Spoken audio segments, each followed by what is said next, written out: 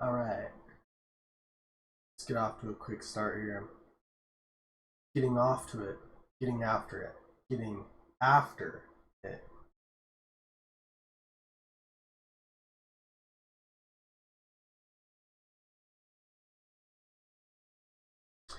How much weight weigh history of path trodden to lift it? Can you make it light without being too heavy yourself to get up yourself?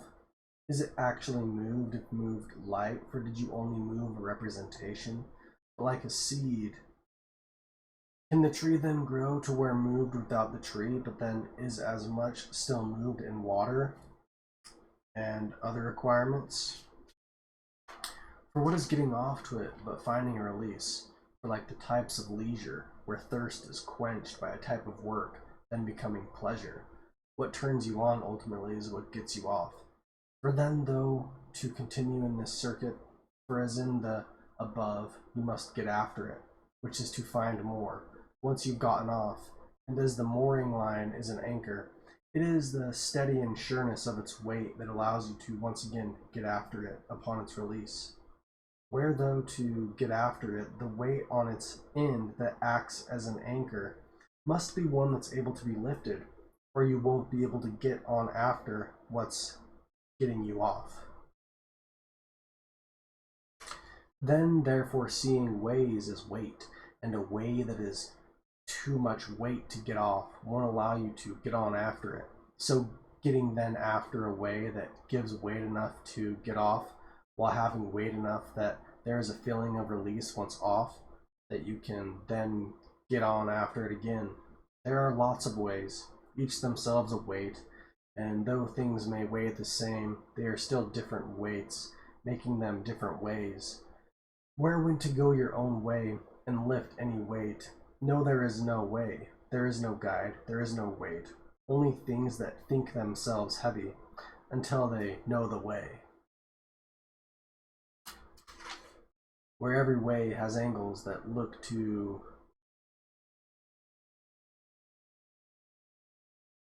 where every way has angles that look good to behold, the angle like a clever lever able to lift it up, where the physics from the pop, studied from another angle by the physicians and physicists, though living to the Pope, though not physics.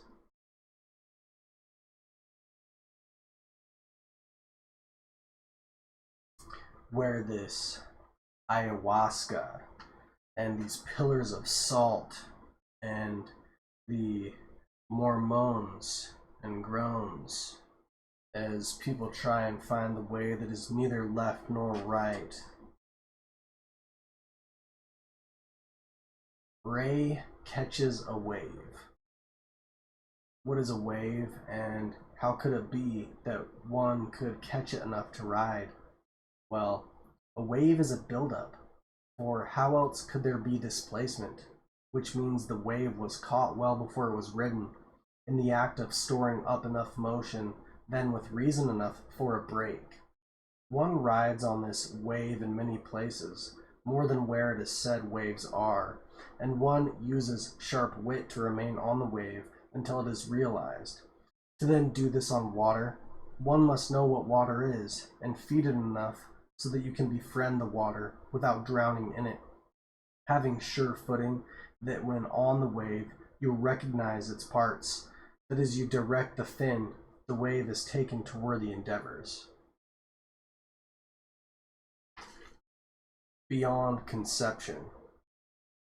What is Plato but that which is moldable? Yet why would a thing such as Plato, recognized as so wise, be like putty in the hands? Is one only playing dough, for one loves the play and realizes one must play to play?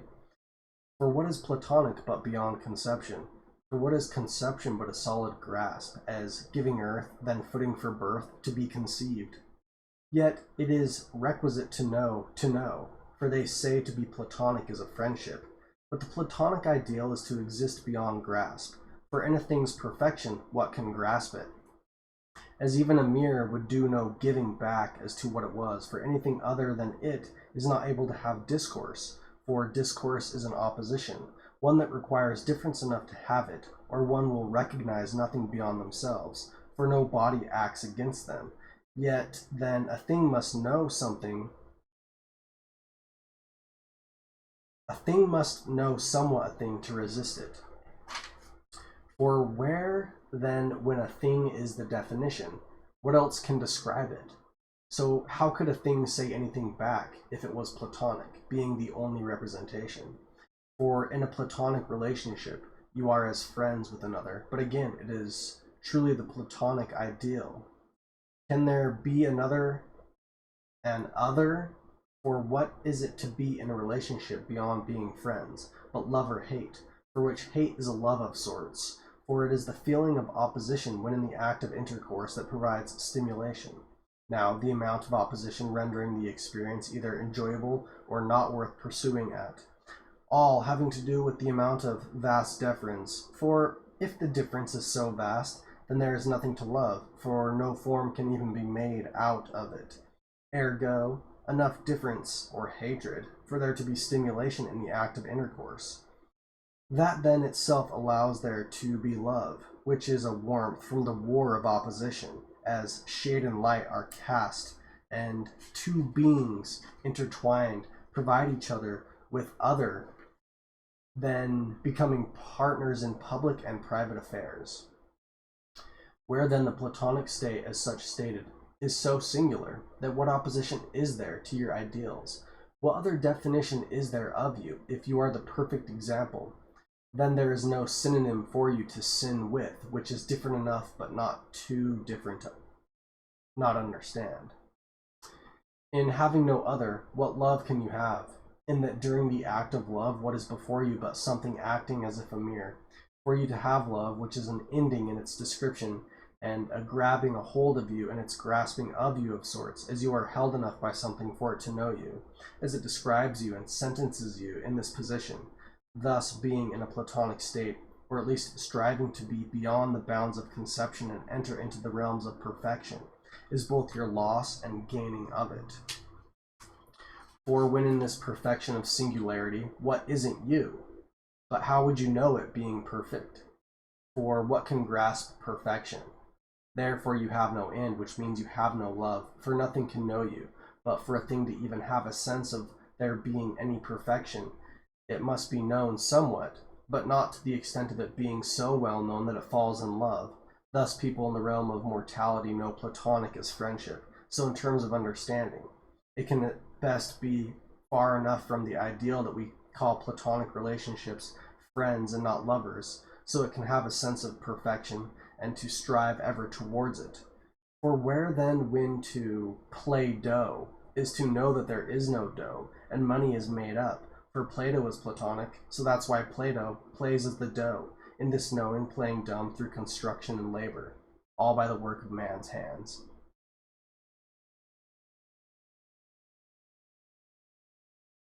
Anyways,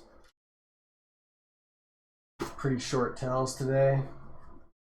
Really the main thing that I kind of wanted to get on here was about that ayahuasca and the mooring and the mormoning, which is a labor, so continuance of this labor, which is just an ancient tale retold in another form and fashion so that it can provide itself with its own means and increase its span. But yeah, anyways,